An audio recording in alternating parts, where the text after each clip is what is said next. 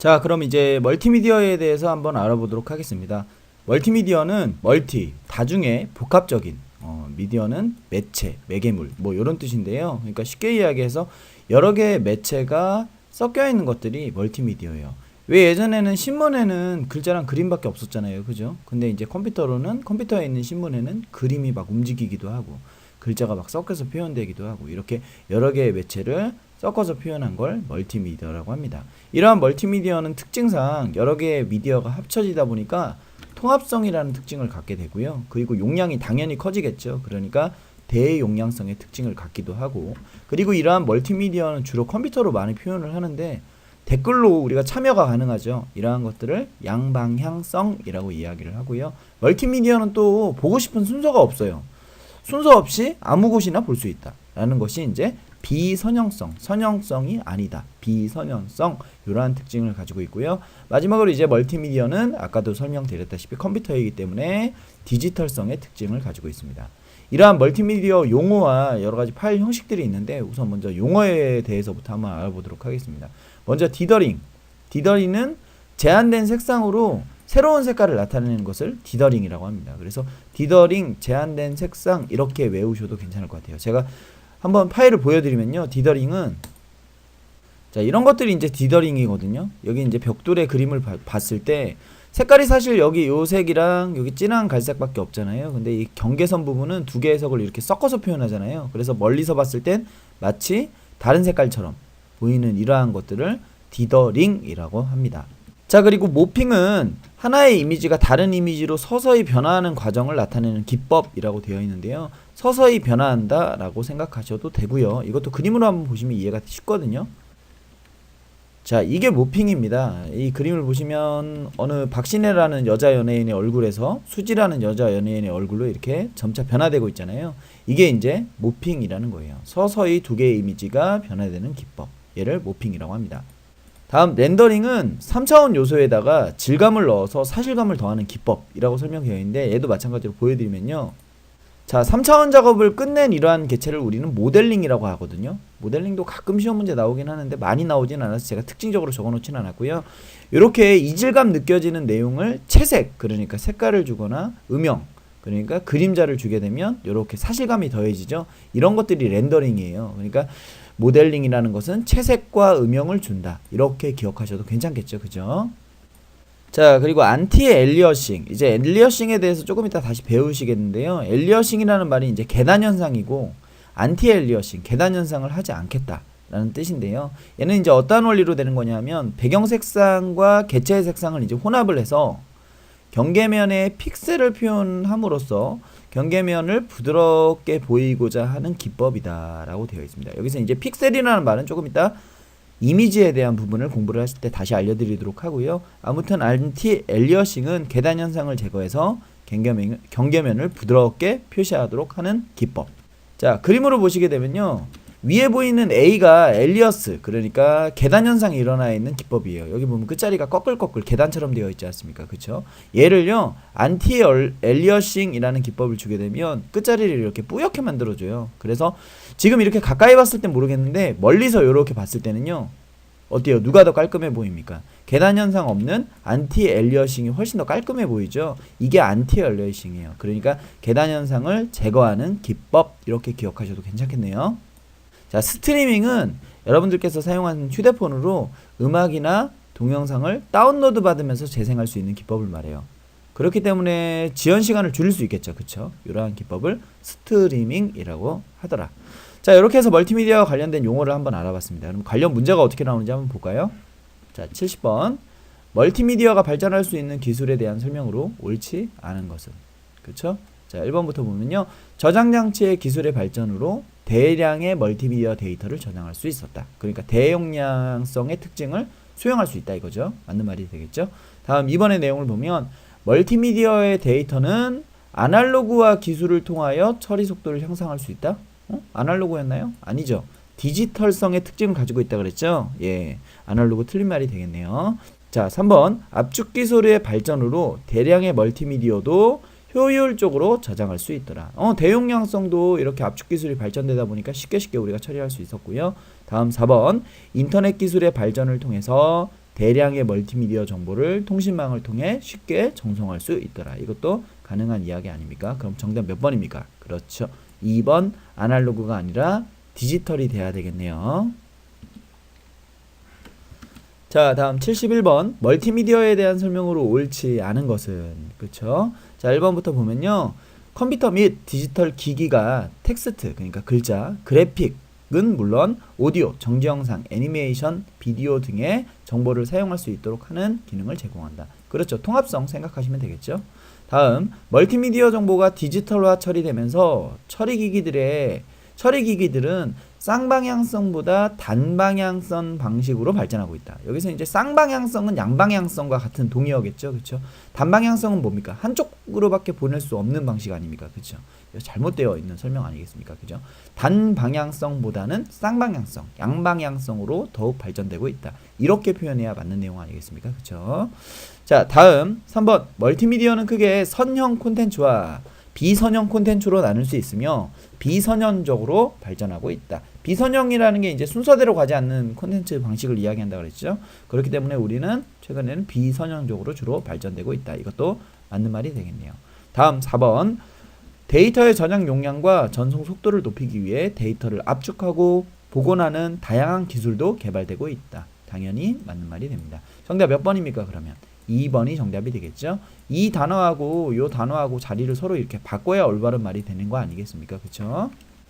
자, 다음 72번 멀티미디어 개념에 대한 설명으로 옳지 않은 것은, 그쵸? 전부 이제 멀티미디어 특징이니까 한번 쉽게 풀 수 있는 부분일 거예요. 자, 보시면 멀티미디어는 정보 제공자의 선택에 의해 하나의 방향으로 데이터가 전달된다. 하나의 방향이라는 건 뭐죠? 단방향 아닙니까? 멀티미디어가 단방향입니까? 양방향입니까? 단방향이 아니죠. 양방향이죠. 그쵸? 벌써 이것도 올바른 말이 아니게 되겠네요. 그죠? 다음 2번의 내용을 보면 다양한 형태의 데이터를 디지털 데이터로 변압하여 통합 처리한다. 그렇기 때문에 디지털성의 특징을 가지고 있고 컴퓨터로 처리할 수 있지 않겠습니까? 그쵸? 맞는 말이 되겠고. 다음 멀티미디어는 용량이 크기 때문에 압축하여 저장해서 용량의 효율성을 높여야 합니다. 그쵸? 다음 4번 인터넷의 기술의 발전으로 대용량의 멀티미디어 데이터를 전 세계 사람들이 쉽고 빠르게 사용할 수 있더라. 이것도 맞는 말이 되겠죠. 그럼 올바르지 않은 것은 몇 번입니까? 1번. 그렇죠. 양방향성으로 데이터가 전달이 됩니다. 자, 73번. 다음 중 멀티미디어 파일을 다운받을 때 지연 시간을 줄이기 위해 데이터를 다운로드 받으면서 재생할 수 있는 기술로 옳은 것은 뭐예요? 스트리밍 기술 아니겠습니까? 그렇죠?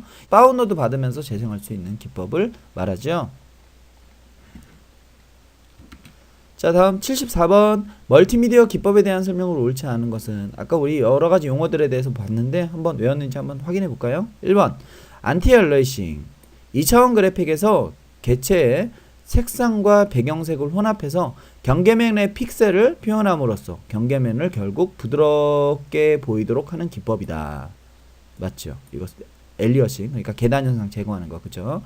다음 2번 스트리밍은 컴퓨터 그래픽에서 명암, 색감, 농도의 변화와 같은 3차원 질감을 넣음으로써, 아니죠. 이거 뭐에 대한 설명이에요? 얘네들은 렌더링에 대한 설명이죠. 3차원의 질감을 넣고자 하는 건 렌더링 아니겠습니까? 그렇죠? 그래서 2번 아니게 되겠네요. 그죠? 다음 3번 디더링은 제한된 색상을 이용하여 음영이나 다양한 색을 나타내는 기법이다. 예, 맞는 내용 아니겠습니까? 그죠? 다음 4번 모핑은 하나의 이미지에서 다른 이미지로 서서히 변하는 과정을 나타내는 기법이다. 아까 보셨죠? 그죠? 자, 그래서 정답 몇 번입니까? 2번 스트리밍이라고 해놓고 렌더링에 대한 설명이 나와 있네요. 자, 75번 다음 중 이미지의 가장자리에 계단 현상을 최소화해주는 그래픽 기법 딱 나왔죠. 그죠? 안티 엘리어싱. 그죠? 자, 정답은 4번이 되겠네요. 자, 그럼 이제 여러분들께서는 이제 다양한 멀티미디어 파일에 대해서 한번 알아볼 텐데요. 우선 그림에 대한, 그러니까 이미지에 대한 파일 형식부터 한번 알아볼까요? 자, 이미지에 대한 파일 형식을 알아보기 전에 이미지는 두 가지 방식으로 나뉘어요. 하나는 비트맵 방식, 또 하나는 벡터 방식. 얘네들의 가장 큰 차이는 비트맵 방식은 아까 제가 건너뛰었던 픽셀로 이루어져 있습니다. 이 픽셀은 점이라고 생각하시면 돼요. 점으로 그림을 그리다 보니까요, 끝자리가 꺼끌꺼끌 할 수밖에 없어요. 그쵸? 그렇기 때문에 당연히 계단 현상이 발생합니다. 이 계단 현상 엘리어싱이라고 그랬죠. 그쵸? 아무튼 이러한 특징을 가지고 있는 게 비트맵 방식이고, 벡터 방식 같은 경우엔 선분과 도형으로 계산을 해서 그림을 표현을 해줘요. 그렇기 때문에 계단 현상이 발생하지 않는다. 그쵸? 자, 그리고 벡터 방식은 계산을 해서 표현하다 보니까 비트맵에 비해 용량이 작습니다. 왜냐? 비트맵은 모든 점들을 다 찍어서 표현하는 반면에 벡터는 점과 점의 위치만 기억하고 나머지는 읽기만 하면 되잖아요. 그죠? 자, 이러한 비트맵 방식으로 대표적인 것들은 이러한 파일들이 있어요. 보신 적 있으시죠? 뭐뭐뭐.gif, 뭐뭐뭐.png, 뭐뭐뭐.jpg. 이러한 것들이 전부 다 대표적인 비트맵 방식의 그 파일 형식이라고 보시면 되는데, 우선 GIF는 움직이는 사진을 많이 표현을 하는데요. 얘는 단점이 256셋밖에 표현을 못해요. 그래서 이렇게 기억해 주세요. 움직이는 256 이렇게 기억하시면 얘가 GIF다. 혹시 네이버나 다음에서 움짤이라고 이렇게 한번 검색을 해보시면 GIF 파일이 많이 등장하니까요. 아, 얘네가 화질이 좋지 않구나 이렇게 딱 느낌이 오실 거예요. 아무튼 한번 해보시는 게 좋을 것 같은데, 자극적인 사진이 너무 많이 나와서 저는 지금 검색을 하진 않겠습니다. 자, 다음 PNG를 제가 설명을 해야 되는데요. PNG보다는 JPG 먼저 설명을 해볼까요? 얘는 이제 사진에서 가장 많이 사용하고 있는 규격이기 때문에 얘는 이제 국제표준 사진 규격으로 채택이 됐어요. 그렇기 때문에 가장 많이 사용하고요. 얘를 JPEG이라고도 하고 JPEG라고도 합니다. 동일합니다. 그죠? 자, 그리고 이 PNG는 앞서 설명했던 GIF와 JPG의 장점을 합쳐놓은 새로운 형식의 확장자예요. 그쵸?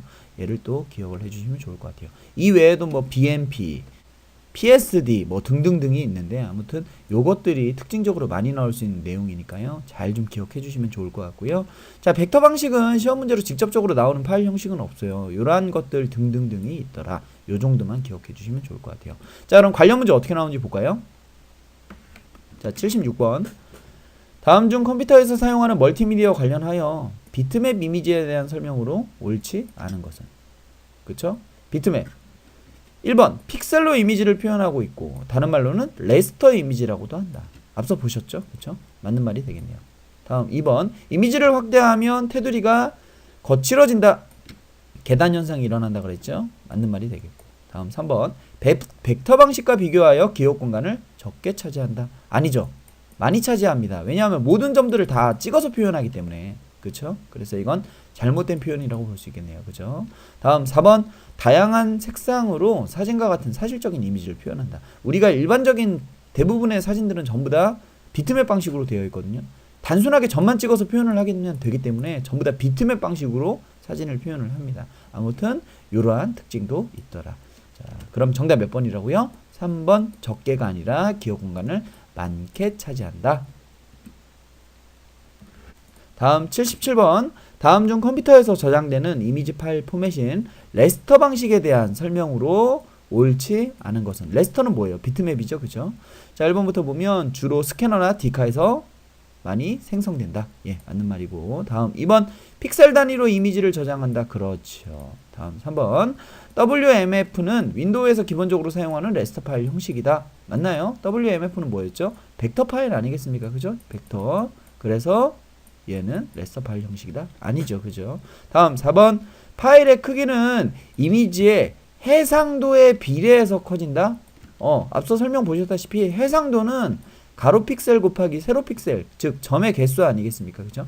점이 많아지면 많아질수록 당연히 파일의 크기도 커집니다. 즉 비례한다 이거죠. 그죠? 이것도 올바른 말이 되겠네요. 그럼 올바르지 않은 말 몇 번입니까? 그렇죠. 3번 WMF는 벡터 파일이더라. 다음 78번 다음 중 컴퓨터 그래픽과 관련해서 벡터 이미지에 대한 설명으로 옳지 않은 것은? 그쵸? 자, 1번 점과 점을 연결하는 직선이나 곡선을 이용하여 이미지를 표현하는 방식이다. 모든 점을 찍을 필요 없이 그렇게 계산하는 게 벡터이더라. 맞죠? 다음 2번 픽셀을 이용하여 다양하고 사실적인 이미지를 표현할 수 있다. 아니죠. 뭘 이용합니까? 선분과 곡선, 선분과 도형 뭐 이런 것들을 이용하지 않습니까? 그쵸? 얘는 비트맵에 대한 설명이 되겠네요. 그죠? 다음 3번 대표적으로 WMF 파일 형식이 있다. 아까 보셨죠? 다음 4번 이미지를 확대해도 테두리가 거치지 않더라. 그쵸? 정답 몇 번이라고요? 2번이 정답이 되겠네요. 자, 다음 79번. 다음 중 그래픽 파일 형식 중 GIF에 대한 설명으로 옳지 않은 것은? 자, 1번부터 보시면 4번부터 한번 볼게요. 배경을 투명하게 처리할 수 있다. 이거 가능한데요. 우리가 이제 뭐 파워포인트 공부하시는 분들은 이제 파워포인트 ITQ를 공부하다 보면 이제 그 사진을 집어넣고 배경을 투명하게 할 수 있거나 뭐 이런 기법인데 이게 GIF도 가능합니다. 알아두시면 좋을 것 같고. 다음 3번. 최대 256색상까지만 표현할 수 있다. 그런데 움직이는 사진을 표현할 수 있기 때문에 많이 사용하더라. 아무튼 이러한 특징도 있었죠. 다음 2번. 여러 번 압축을 해도 원본과 비교해 화질의 손상은 없습니다. 그러니까 GIF로 만들어 놓은 걸 갖다가 다시 압축을 한다 하더라도 화질의 손상은 전혀 없어요. 이렇게 생각하시면 되는데요. 1번은 비손실 압축과 손실 압축 모두 지원한다. GIF는 비손실 압축이라는 걸 지원하지 않습니다. 그렇기 때문에 일반적인 사진을 갖다가 GIF 형식으로 압축하게 되면 전부 다 파일이 손실돼요. 그래서 그림 자체가 조금 좀 지저분하게 표현이 됩니다. 왜 그러냐면 얘는 256색상이기 때문에 그렇죠. 아니 그런데 선생님 2번에서 그랬잖아요. 여러 번 압축을 해도 원본과 비교해 화질의 손상은 없다면서요. 근데 뭐 지금 또 손실이 됩니까? 이렇게 생각할 수 있는데 2번의 지문에 나와 있는 부분은 뭐냐면 GIF에서 GIF로 다시 압축을 했을 때 원본의 영향에 손실이 없다. 그러니까 이 화질이나 요 화질이나 뭐 대등소이하다 이렇게 생각하시면 되는데 1번 같은 경우에는 비손실이라는 압축 기법 자체를 이용하지 않아서 이건 아예 틀린 말이 된다 이거죠. 그래서 정답 몇 번입니까? 1번이 정답이 됩니다. 자, 다음 80번.